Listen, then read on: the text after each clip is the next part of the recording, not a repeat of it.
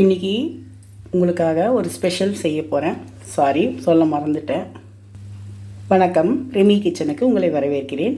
இன்றைக்கி 2 ஸ்டவ்வும் ஏன் வச்சுருக்கேன்னு பார்க்குறீங்க. 2 ஸ்டவ்லேயும் ஒரு கடாய் வச்சுருக்கேன், ஒன்றில் தோசைக்கல் வச்சுருக்கேன். ரெண்டுத்தையுமே வச்சுட்டு இன்றைக்கி செய்கிறது எப்படின்னு பார்க்கலாம்.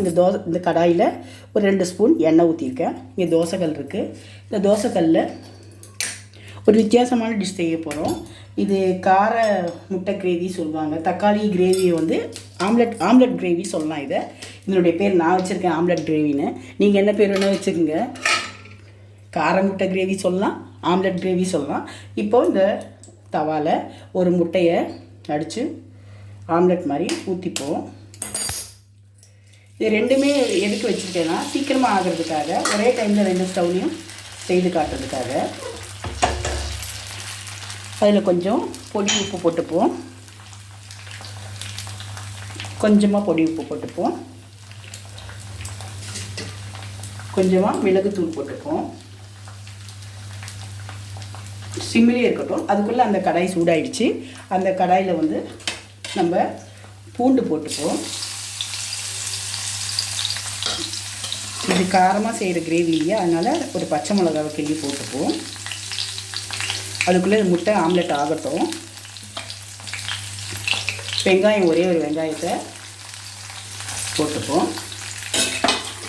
அது வதங்கிட்டே இருக்கட்டும். பரவாயில்ல, ஹை ஃப்ளேமில் கூட வச்சுக்கலாம், ஒன்றும் ஆகாது. அது வதங்கட்டும். அதுக்குள்ளே இதை ஹை ஃப்ளேமில் வச்சுப்போம். இந்த ஆம்லெட் எப்படி ஆகுதுன்னு பார்ப்போம். இது பேச்சுலர்ஸாக இருக்கவங்க, காலேஜ் போகிற பசங்க, வீட்டில் அம்மாலாம் இல்லை, அவங்களுக்கு ஏதாவது ஒன்று செய்து சாப்பிட்ணுன்னா சட்டுன்னு செய்து சாப்பிட்றலாம். கிரேவிக்கு கிரேவியாகவும் இருக்கும், ஆம்லெட் சாப்பிட்ட மாதிரியும் இருக்கும். அதுக்காக தான் இது. ஆம்லெட்டை மட்டும் சாப்பிட்டிங்கன்னா ஏதாவது உங்களுக்கு சாதத்துக்கு தொட்டு சாப்பிட ஏதாவது குழம்பு வேணும். இப்படி இப்போ கிரேவியாக பண்ணிவிட்டு அதிலே ஆம்லெட்டை போட்டிங்கன்னா உங்களுக்கு சாப்பிட்றதுக்கு ரொம்ப ஈஸியாக இருக்கும். பசங்க ஸ்கூல் போகிற பசங்களுக்கு கூட நீங்கள் லஞ்சுக்கு பேக் பண்ணி அனுப்பலாம்.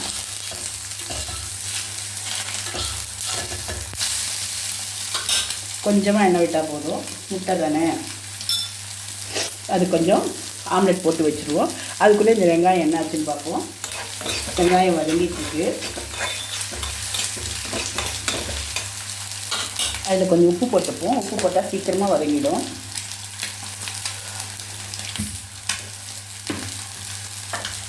ஏற்கனவே முட்டையில் கொஞ்சம் லைட்டாக உப்பு போட்டிருக்கோம், அதில் கொஞ்சம் போட்டால் போதும்.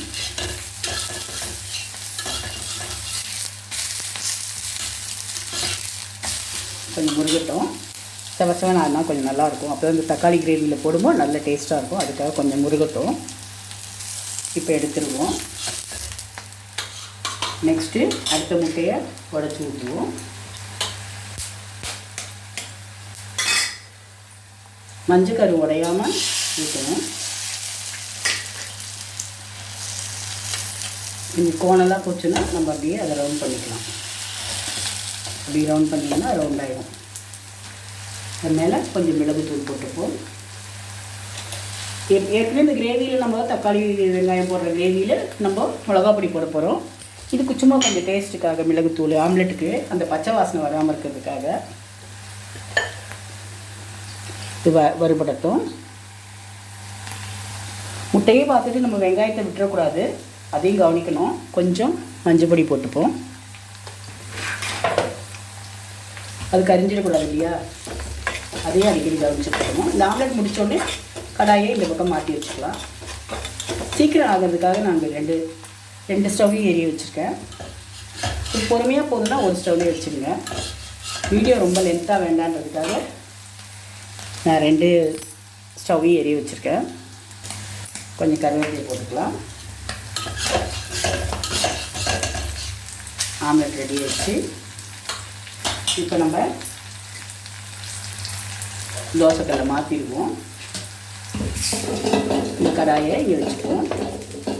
இந்த ஸ்டவ் ஆஃப் பண்ணிடுவோம். இப்போ ஒரு ஸ்டவ் போதும். எல்லாம் அவசர அவசரமாக செய்வோம். அப்படி தான் இப்போ குழந்தைங்க ஸ்கூல் போகிறாங்க, ஆஃபீஸ்க்கு போகிறாங்க, லஞ்ச் கட்டணும்னா நம்ம அவசர அவசரமாக செய்வோம். 2 ஸ்டவ் 3 ஸ்டவ்லாம் எரிய வைப்போம். ஏன்னா சீக்கிரமாக ஆகணும் இல்லையா, அவங்க போகிற டைமுக்குள்ளே நம்ம சமைச்சு கொடுக்கணும். அவங்களுக்கு லேட் ஆகக்கூடாது. ஆனால் அப்படி பண்ணும்போது சுட்டுக்காமல் பார்த்துக்கணும். கைக்கு சுட்டுக்காமல் நம்ம பார்க்கணும். அவசரமாக செய்யும் எப்போவுமே கை சுட்டுப்போம். இப்போ வெங்காயத்தை ஹை ஃப்ளேமில் வச்சுப்போம். வெங்காயம் வதங்கிடுச்சு. ரொம்ப முறுமுறுலாம் வதங்க வேண்டாம், இந்த கலரில் ஆனால் போதும். தக்காளி 2 தக்காளி அரிஞ்சு வச்சுட்டு இந்த தக்காளியை போட்டுப்போம். இது நல்லா கிரேவி பதத்துக்கு வரட்டும். இது சீக்கிரமாக கிரேவி பதம் வரணும்னா நம்ம மூடி வச்சிடணும். மூடி வச்சுட்டா பழுத்த தக்காளிலேயே சீக்கிரமாக அதனுடைய தண்ணியெல்லாம் இறங்கி கிரேவி ஆகிடும். உப்பு மஞ்சப்பொடி எல்லாம் போட்டிருக்கோம். கொஞ்சம் தக்காளி வதங்கட்டும், ஹை ஃப்ளேம்லேயே இருக்கட்டும். நம்ம இப்போ தட்டு போட்டு மூடிடுவோம். தக்காளி கொஞ்சம் வதங்கிடுச்சு. கொஞ்சம் நல்லா இப்படி நசுக்கி விடுவோம். முன்னெல்லாம் தக்காளி வாங்கினா ஒரு ஒரு கடாயில் போட்டு ஒரு வதக்கினாலே நல்லா வெந்து கூழாயிடும். இப்போ இருக்க தக்காளிக்கெல்லாம் என்ன மருந்து போடுறாங்களோ என்னவோ தெரியல. எவ்வளோ வேக வச்சா குக்கர்லேயே வச்சா கூட வேக மாட்டேங்குது. நிறைய மருந்து தான் நம்ம சாப்பிட்றோம். என்ன பண்ணுறது, வேறு எதுவும் கிடைக்கிறது இல்லை இல்லையா? நமக்கு அது இல்லாமல் சமைக்கவும் முடியாது. அதனால் சாப்பிட வேண்டியதாக இருக்குது. தக்காளியெல்லாம் சரியாகவே வேக மாட்டேங்குது. தோல் ரொம்ப ஹார்டாக இருக்குது. இப்போ முன்னெல்லாம் ஒரு தக்காளியெல்லாம் வாங்கிட்டு வந்தால் 1/2 கிலோ 1 கிலோ வாங்கிட்டு வந்தால் சீக்கிரம் கெட்டு போயிடும். இப்போ கெட்டே போக மாட்டேங்குது. அதுக்கு ஏதோ மருந்து அடிக்கிறாங்கன்னு நினைக்கிறேன். மருந்தே தான் சாப்பிட்டுட்ருக்கோம் நம்ம. என்ன பண்ணுறது, எல்லாருக்கும் இதே நிலமை தான்.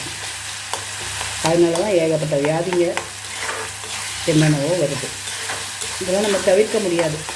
இருக்கிற வரைக்கும் வாழ்ந்து தானே ஆகணும். இப்போது வதங்கிட்டுருக்கு. கொஞ்சமாக நான் ப்ளெயின் சில்லி பவுடர் போட்டுக்கிறேன். ஏன்னா காரமான டிஷ் இது. காரம் முட்டை ஆம்லெட் இது, ஆம்லெட் கிரேவி. அதனால் வந்து கொஞ்சம் ப்ளெயின் சில்லி பவுடர் போட்டுக்கிறேன். பச்சை மிளகாய் வேறு போட்டுருக்கோம் இல்லையா?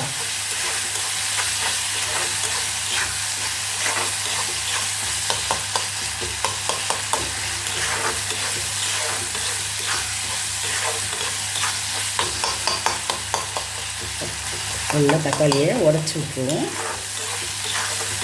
இந்த சமயத்தில் உப்பு சரியாக இருக்கா பார்த்துக்குவோம்.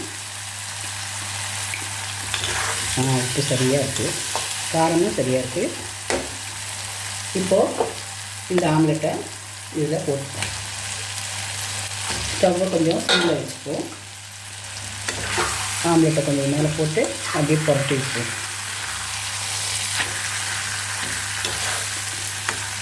ஆம்லெட்டோடு இந்த முட்டை சாப்பிடும்போது ரொம்ப நல்லாயிருக்கும். சாதமும் அப்படியே போட்டு புரட்டி சாப்பிட்லாம். அதுக்கு தான் ஆம்லெட் கிரேவி இது. முட்டையை போட்டுட்டு அப்படியே அந்த ஆம்லெட்டோடு அந்த முட்டையை போட்டு அப்படியே கிளறி வச்சுக்கணும். இப்படி எடுத்து சாப்பிடும்போது கிரேவியும் இருக்கும், நமக்கு முட்டையும் சாப்பிட்லாம். இப்படி பண்ணிவிட்டு நீங்கள் சாதத்தோடு போட்டு சாப்பிட்டு பாருங்கள். ஒரு ரசம் வச்சு கூட இதை கிரேவியாக தொட்டு கூட சாப்பிட்டு பாருங்கள். ரொம்ப நல்லா சைட் டிஷ்ஷாகவும் வச்சுக்கலாம். சாதம் போட்டு பேசணும் சாப்பிட்லாம். இது ரொம்ப நல்லாயிருக்கும். இதே மாதிரி நீங்களும் முட்டை தக்காளி கிரேவி, ஆம்லெட் கிரேவி செய்து பாருங்கள். செய்து பார்த்துட்டு எப்படி இருக்குன்னு சொல்லுங்கள். ரெமி கிச்சன் எல்லாம் சப்ஸ்கிரைப் பண்ணுங்கள், லைக் பண்ணுங்கள், ஷேர் பண்ணுங்கள். தேங்க்யூ.